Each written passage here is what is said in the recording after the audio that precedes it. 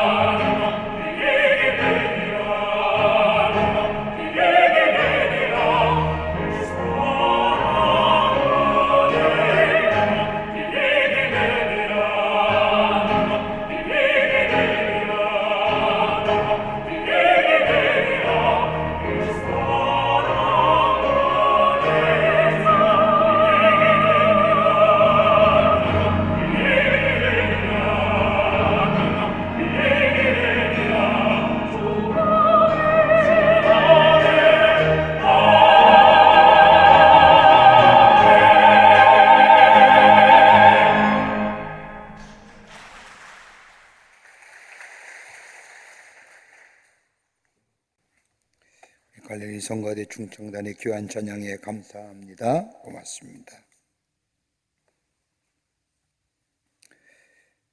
이 세상은 우리가 알지 못하는 질병 속에 삽니다. 아무리 과학기술이 발달하였고 또 많은 발전을 가져왔다 할지라도 우리 과학으로 해결하지 못하는 질병이 많이 있음을 보게 됩니다.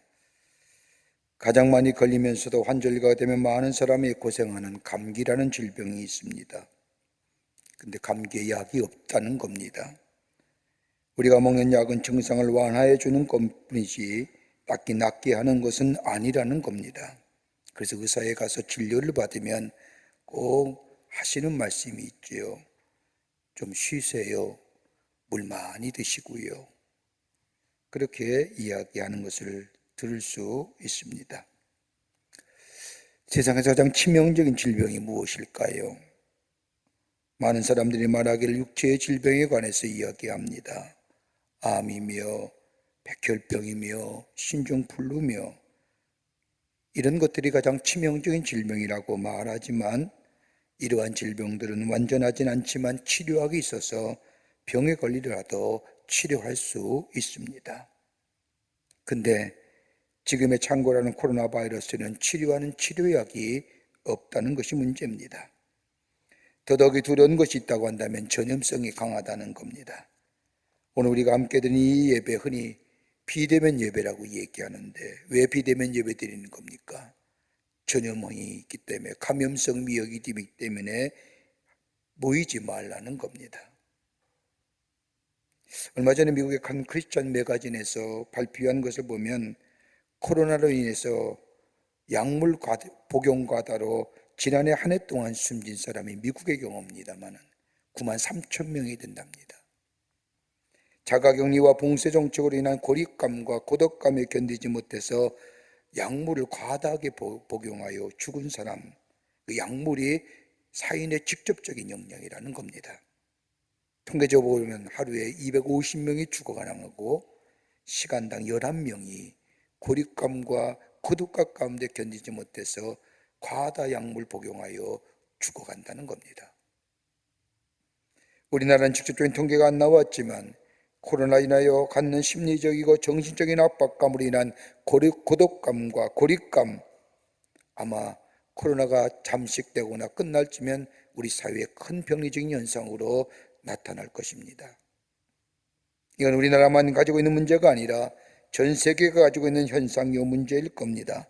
어떻게 치유할 것인가?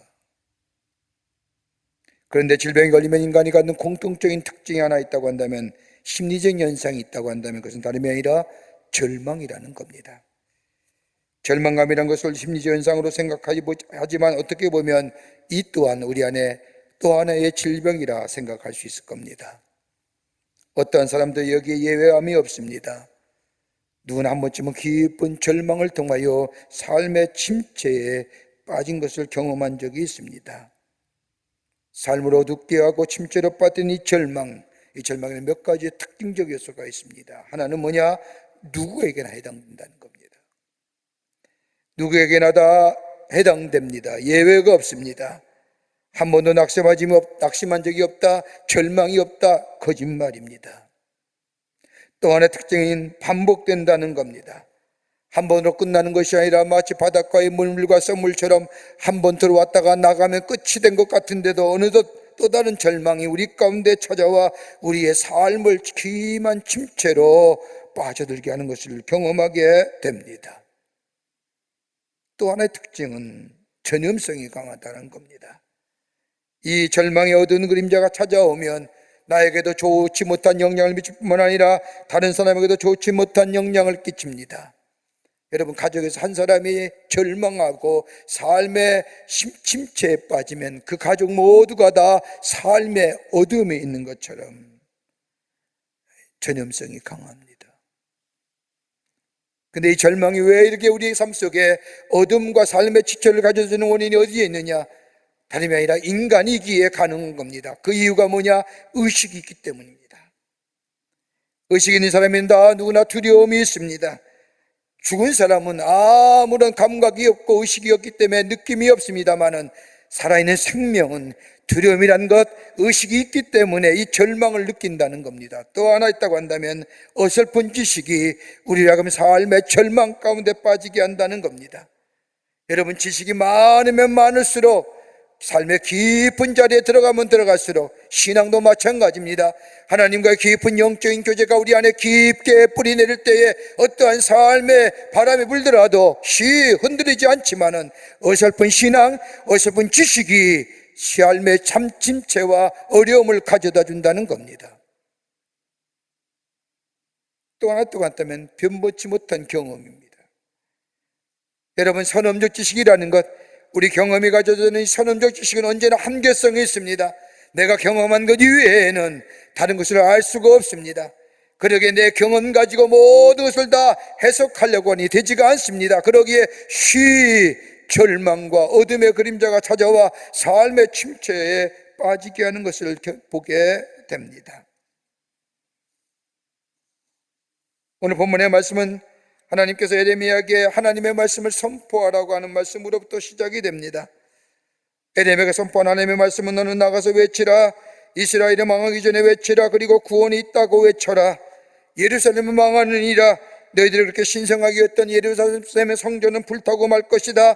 너희가 70년 동안이나 저 바벨론의 포로가 되리라고 하는 이 하나님의 예언의 말씀을 예레미야라고 이스라엘 백성에게 전파하라 합니다.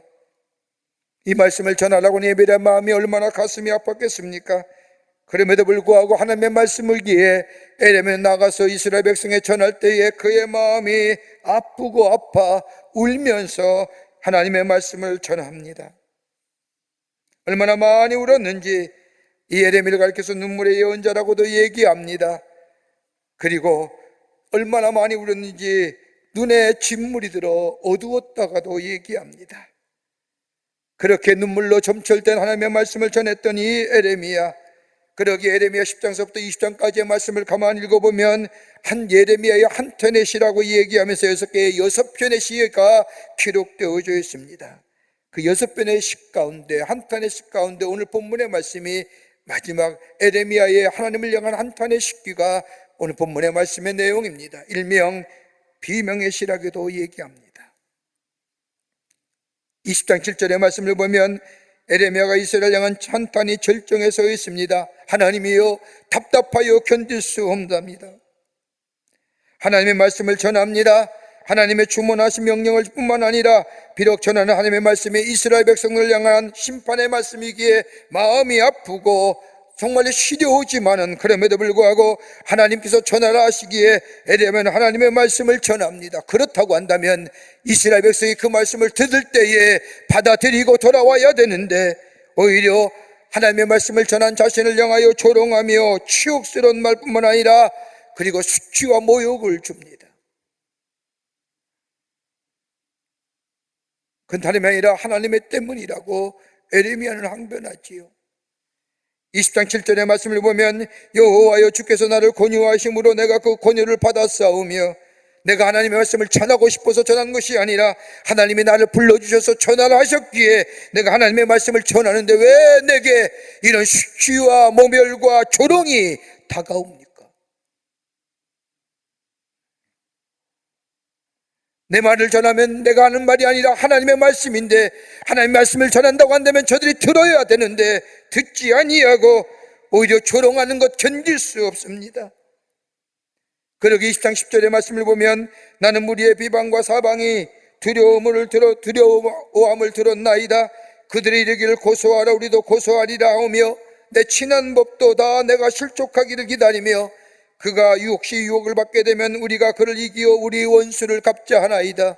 내 가까운 법도 내가 실수하기만을 기다립니다.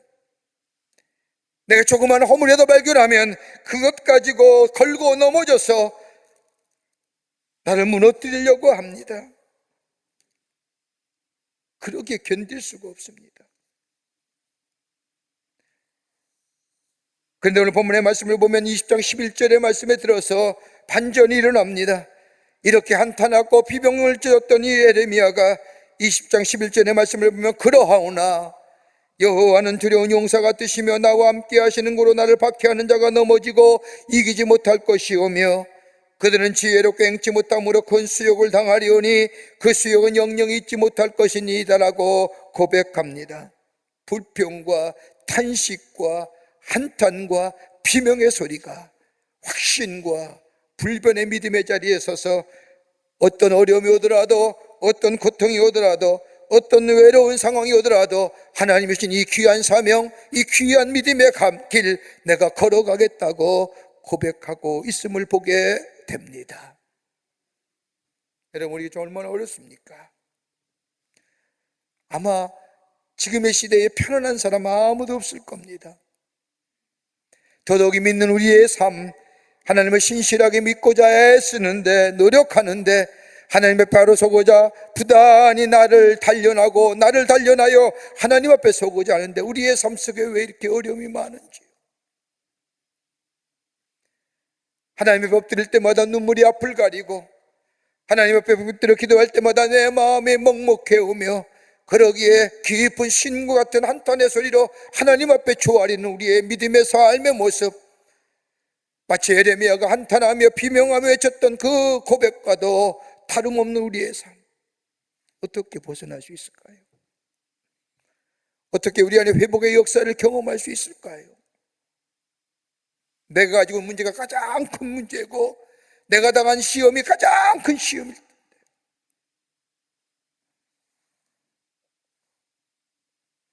자신이 처한 위험한 상황, 고통스러운 상황, 외로운 상황을 외쳤던 이 에레미야, 그러나 하나님을 믿습니다. 하나님 앞에 섭니다.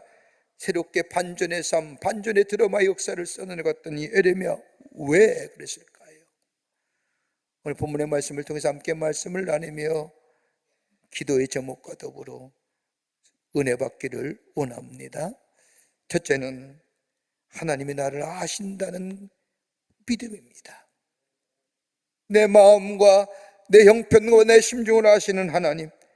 오늘 본문의 말씀은 하나님께서 에레미야를 통하여 이스라엘을 망한다, 예루살렘 선지는 파괴될 것이다, 바벨론의 포로가 될 것이다, 가대 70년 동안 포로 생활할 것이라고 하는 이 놀라운 무서운 심판의 말씀을 전한 이 에레미야.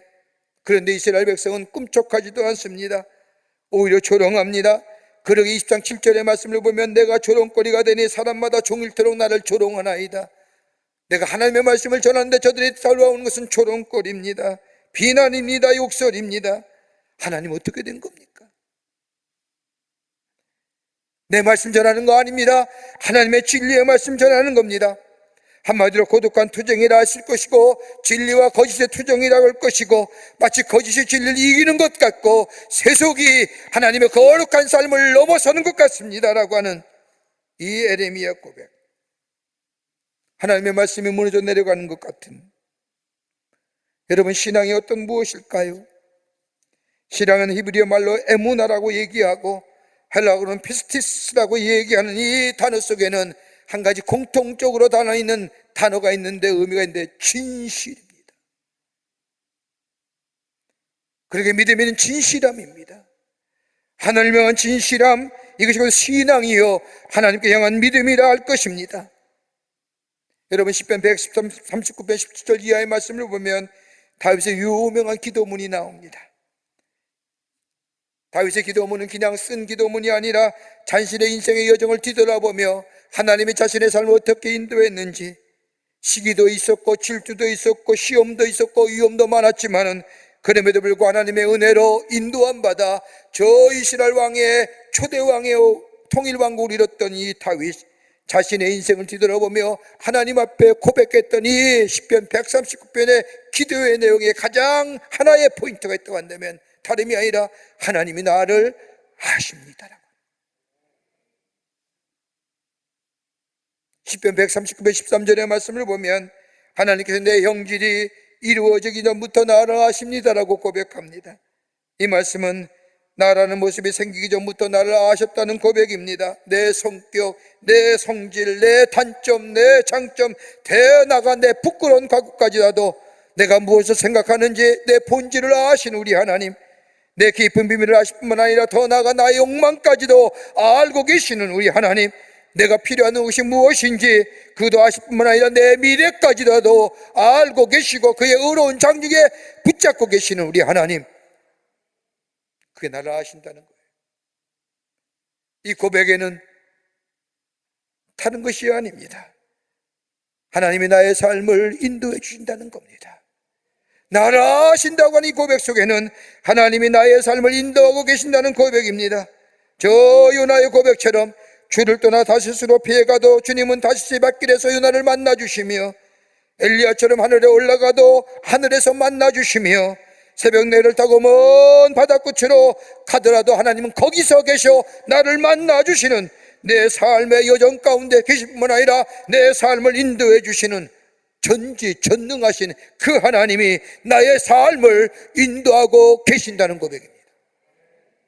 이게 나를 아신다는 겁니다. omnipresence입니다. 또 하나 또 안되면 하나님의 사랑은, 나를 향한 사랑은 변함이 없다는 고백입니다. 나를 아신다고 하는 것은 하나님의 사랑은 여전히 내가 어느 자리에 있든지 나를 향한 하나님의 사랑은 변함이 없다는 겁니다. 여러분, 안다는 게 어떤 의미일까요? 그냥 안다는 걸까요?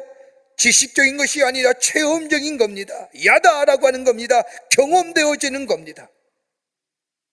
하나님이 나를 아신다는 것은 내 허물도 아시고 내 부글거리는 성질도 아시며 내 형편과 저질을 다 알고 계실 뿐만 아니라 그럼에도 불구하고 나를 사랑하신다는 고백입니다.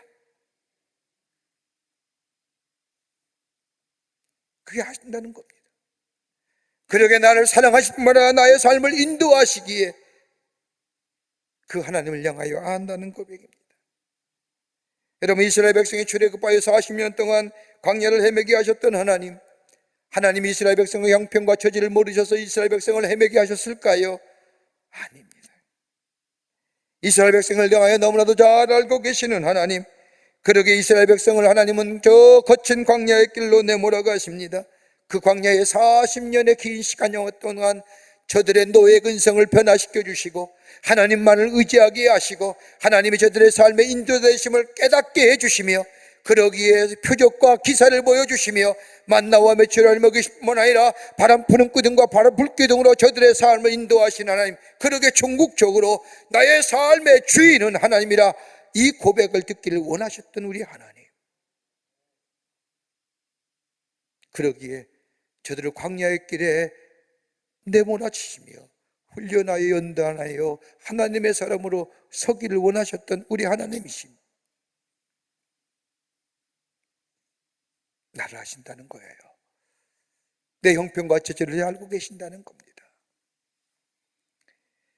옛날 이야기입니다. 미국과 캐나다 사이에 나이아가라 폭포가 있습니다.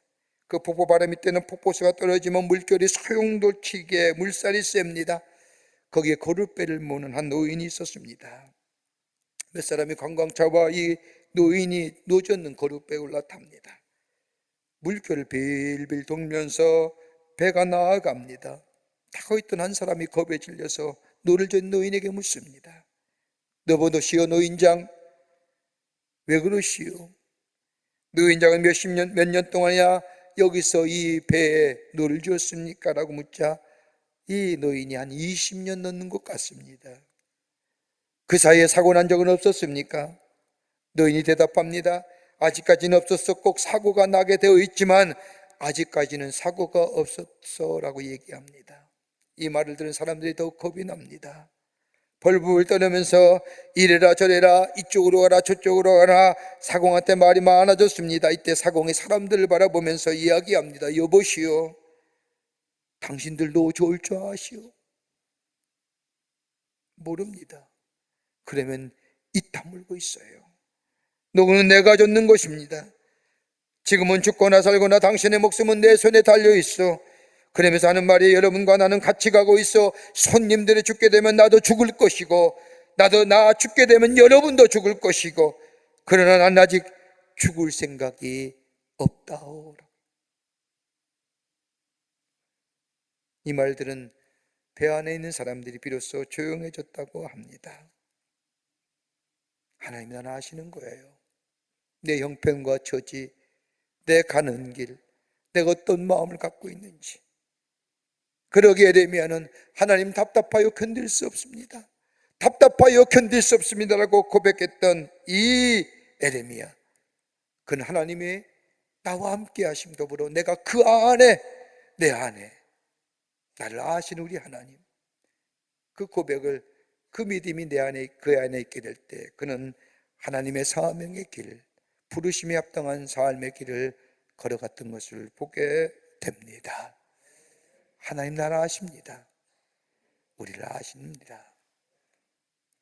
두 번째는 하나님이 함께 하심을 믿는 믿음입니다. 에레미야서 20장 11절 말씀을 보면 그러나 여호와는 두려운 용사 같으시며 나와 함께 하시는 고로, 나와 함께 하시는 하나님이에요. 그가 비통과 한탄에서 넘어서서 새롭게 사명자의 길, 힘이 있고 능력 있는 삶의 길을 걸어갔던 길은 다름이 아니라 하나님이 나와 함께 하신다는 겁니다. 여러분, 이처럼 귀한 말이 어디 있을까요? 여러분, 에레미야가 살았던 그때 나라의 모습은, 이스라엘의 모습은 참으로 절박함이 그지없었습니다. 국가적으로는 가장 불안한 상태였습니다. 북쪽에는 바벨론이 아시리아를 정복하고 남진하고 있었고, 결국 예루살렘은 하나님의 예언의 말씀대로 기원전 597년과 더불어 580년 두 차례 걸쳐서 이스라엘과 예루살렘 사람이 무참히 짓밟히고 맙니다. 남쪽에는 애굽의 신흥 세력이 확대하여 북진의 정책을 벌이고 있었습니다. 저 위쪽에는 바벨론이, 남쪽에는 애굽이, 가운데 이스라엘은 끼어서 어찌할 줄을 모릅니다. 그러다 보니까 많은 사람들이 남쪽에 저 애굽과 화채를 맺어야 되느니라, 저 바벨론과 화채를 맺어야 되느니라, 이런 이야기가 들어올 때에 에레미야서 20장 10절 말씀에 그 얘기하는 겁니다. 나는 무리의 비방과 사방이 두려움을 들었나이다. 여러분, 지금의 시대 어떨까요? 저는 이 말씀을 묵상하면서 제 마음속에 우리나라가 어떻게 이렇게 닮았을까?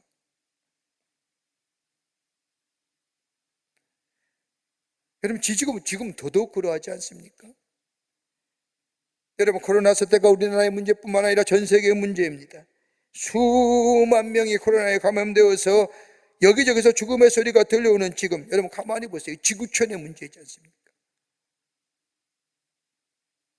어떻게 보면 지금까지 지구촌의 문제라고 얘기했던 저 빈곤의 불균형, 경제의 불균형, 자연 생태계의 문제, 핵의 문제, 우리나라로 치면 남북의 문제, 한꺼번에 이 코로나가 미중류 같은 이 코로나 사태에 블랙홀까지 빠져든 거예요.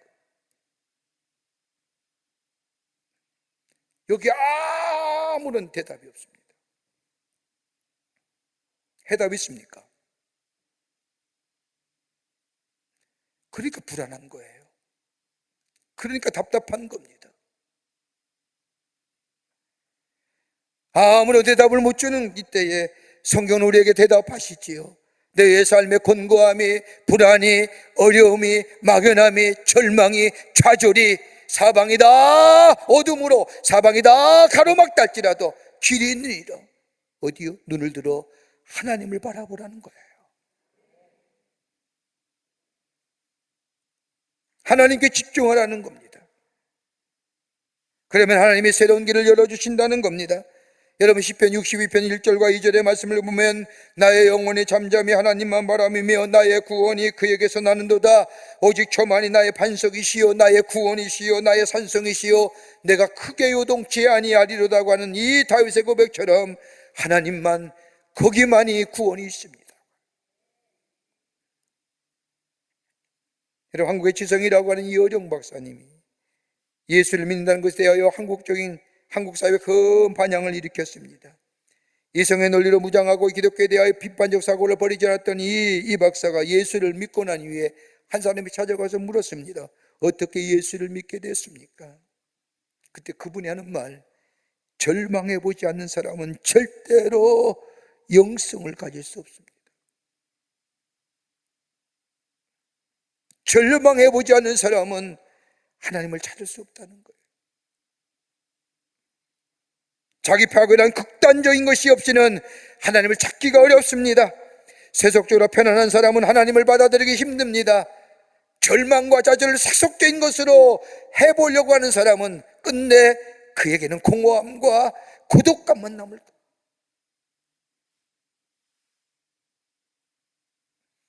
여러분, 낮과 밤이 있는데 어느 때 멀리 볼까요? 대다수의 사람이 낮에 멀리 본다고 말합니다. 낮에는 화려한 세계를 보는 줄 알지만은 사실은 밤에 멀리 멀리 저 못백 저 광년 저 밖에 있는 별빛을 볼 수 있습니다. 낮에도 별을 볼 수 있지만은 다른 것 때문에 그 별을 보지 못하지요. 그러나 아무것도 아니 보일 때에 별빛을 볼 수 있습니다. 절망의 어두운 그림자가 우리의 삶을 감싸고 우리의 삶을 짓누를 때 우리가 볼 수 있는 게 뭘까요? 소망의 빛이에요. 누구요? 예수 그리스도시요 하나님을 볼 수 있다고 하는 거예요. 그러기에 우리 주님이 말씀하시지 않습니까? 너희는 마음에 근심하지 말라. 하나님을 믿으니 또 나를 믿으라고 말씀하실 뿐만 아니라 더 나아가 요한복음 14장 27절의 말씀을 보면 평안을 너희에게 끼치노니 곧 나의 평안을 너희에게 주노라. 내가 너희에게 주는 것은 세상에 주는 것 같지 아니하리라. 너희는 마음에 근심도 하지 말고 두려워하지도 말라. 하나님을 바라보는 거예요. 하나님을 의지하는 거예요.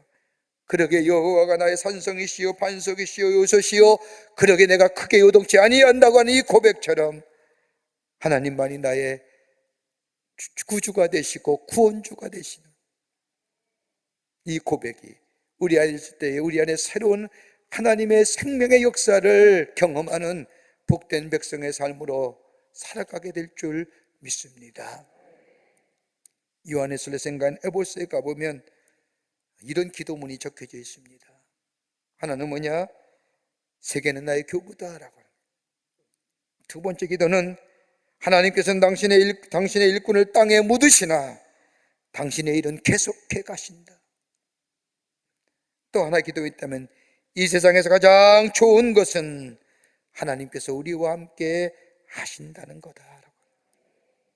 하나님 함께 하십니다. 이 믿음을 위하실 때 이 절망과 어둠의 그림자를 넘어서서 새로운 생명의 역사를 놓아가는 복된 하나님의 백성의 삶이 될 줄 믿습니다. 끝으로 구원의 소망이 있음을 믿었습니다. 한탄과 비명의 소리 가운데 그가 하나님을 향하여 다시 한번 믿음으로 고백할 수 있는 것은 다음에 하나님만이 우리의 구원이 되신다는 고백입니다. 오늘 본문의 말씀을 보십시오. 진리가 왜곡되고 이로 인하여 나라의 무너짐과 백성의 흩어짐, 더 나아가 하나님의 임재를 상징하는 예루살렘 성전의 황폐와 하나님의 진리의 말씀을 전한 이 예레미야의 눈에는 그대로 보입니다. 그러기에 불안과 염려 가운데 절망감이 이 예레미야의 마음을 감쌉니다. 그런데 예레미야는 그 땅의 것을 보러 본 것이 아니라 눈을 들어 하나님을 바라보고 하나님께 소망을 두고 하나님만이 우리의 구원의 소망이 된다고 고백합니다. 그러기에 그 고백이 20장 11절입니다. 하나님이 나와 함께 하심으로 박해하는 자가 이기지 못할 것이며 지혜롭게 행하지 못함으로 큰 치욕을 당할 것이며 주께 기도할 때 기도에 응답해 주실 것이며 더 나아가 이로 인하여 하나님이 하나님 되심이 드러나게 될 것입니다라고 고백합니다. 환난이 있습니다. 죄악이 있습니다. 재난이 있습니다. 심판이 있습니다. 비참하게 될 것입니다. 멸망의 어두운 그림자가 있습니다. 그러나 그럼에도 불구하고 우리 하나님이 구원해 주실 겁니다. 그러기 이 믿음의 고백에 근거한 이 예레미야가 뒷장의 시편 예레미야 29장 11절 말씀 보면 그의 기도가 이렇게 고백되어져 나옵니다. 여호와의 말씀이니라. 너희를 향한 나의 생각을 내가 하나니 평안이요 재앙이 아니니라. 너희에게 미래와 희망을 주는 것이나 너희가 내게 부르짖으면 내게 와서 기도하면 내가 너희들의 기도를 들을 것이요 너희가 온 마음을 일하여 나를 구하면 나를 찾을 것이요 나를 만나리라. 이것은 여호와의 말씀이니라.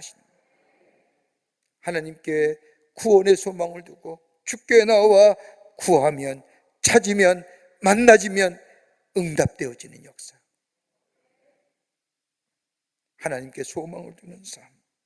이 소망은 그저 우리에게 얻어지는 것이 아니라 하나님과 깊은 영적인 교제 속에 어려움과 환난과 시험 가운데 있더라도 하나님과 더 깊은 영적인 관계 속에 깊은 믿음의 자리에 들어가게 될 때에 하나님이 나의 소망이 되어주시고 하나님이 나의 구원의 반석이 되어주시고 하나님이 나를 온전케 하시는 구원의 역사가 우리 가운데 있어지게 됩니다. 바울이 데살로니가 교회를 향해 편지하면서 1장 3절의 말씀을 보면 믿음의 역사와 사랑의 수고와 우리 주 예수 그리스도에 대한 소망의 인내를 너에게 칭찬하노라고 얘기합니다. 데살로니가 교회는 52년의 경에 세워진 교회인데 박해와 순환 가운데 환난했던 교회, 로마의 위성도시에 세웠던 이 데살로니가에 그럼에도 불구하고 그 엄청난 핍박과 환난 가운데서도 그들이 믿음의 역사와 사랑의 수고 그리고 그리스도에 대한 소망의 인내를 가졌던 것, 하나님만이 나의 구원이 되어 주신다는 거예요. 이 고백이 있었기에 그는 환난을 이기고 소아시아 교회 많은 교회들에게 귀감이 되었던 교회로 세움받았던 것처럼 어렵습니다. 힘듭니다. 절망합니다. 서기석에서 아우성입니다. 그럼에도 불구하고 흔들리지 않는 자리에 서서 하나님의 사람으로 우리의 믿음의 걸음을 걸어갈 수 있는 것은 다름이 아니라 하나님 우리의 구원의 소망 되신다는 이 믿음이 우리 가운데 있을 때에 우리 넘어지지 아니하고 주께서 주신 귀한 이 사명자의 걸음을 걸어가는 하나님의 나라의 백성의 삶 된 줄 믿습니다. 나를 아십니다. 그리고 나와 함께 해주십니다. 하나님 우리를 구원해 주십니다.